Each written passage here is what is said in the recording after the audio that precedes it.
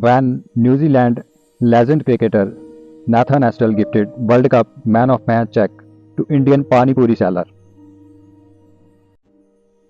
The incident happened during the 1996 World Cup held in India. New Zealand needed a net bowler who could help their players within their preparations ahead of a match in Ahmedabad. The Kiwis came across a local Pani Puri seller Bharat Shah and invited him over to their training session. The Kiwi legend Nathan Astle, in his wildest of dreams, would not have imagined what was in store for him. Shah not only bowled at a good pace but also hit immaculate line and length straight away, which took Astle by surprise.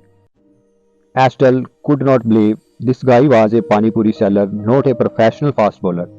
The right-handed batter could not help but ask why he was not playing in the Indian team. Astle had no answer to his bowling. In fact, he could not even survive one over.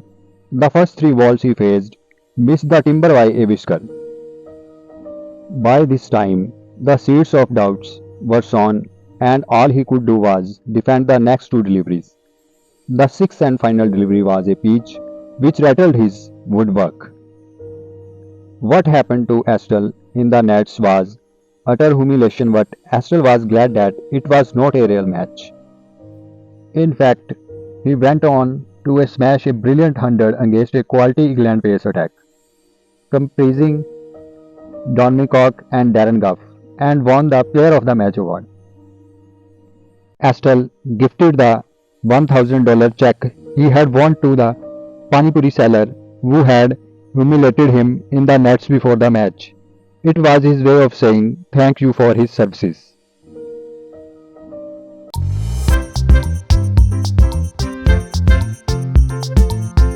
Nathan Astle scored 100 on Cricket World Cup debut. Down the wicket he goes, that's six, that's a magnificent shot, all the way into the crowd. Watch that white ball fly. Have a look at the sixes amongst the crowd. That's gone back 20 rows.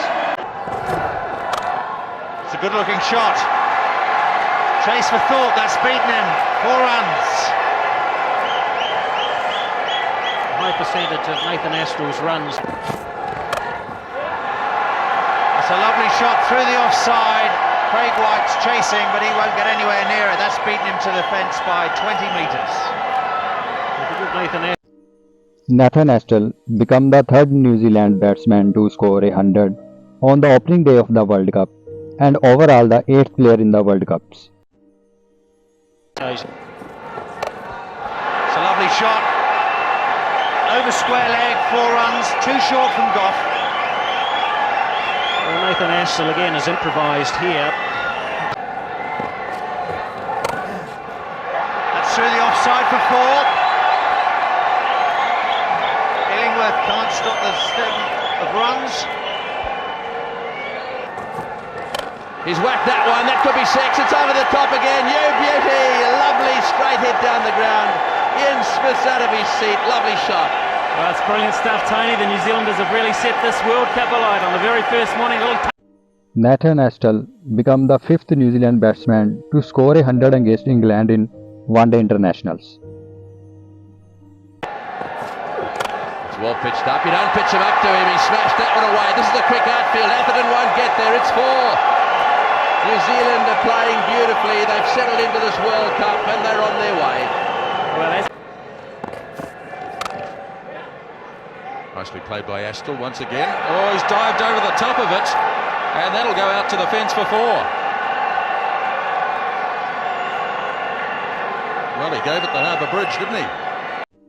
Nathan Astle became the third New Zealand batsman to score 100 in World Cups after Glenn Turner and Martin Crowe.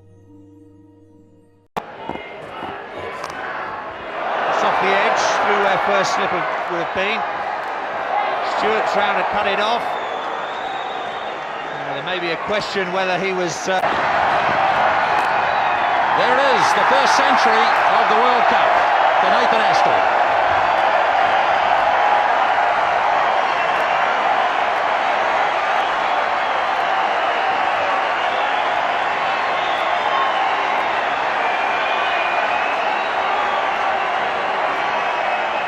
Well, I'm glad he's got his 100 because he thoroughly deserved it. He played sensibly, competently. Nathan Astle, 101 runs, which was his third ODI 100, his first century against England in ODIs, and also his first ODI 100 in World Cup.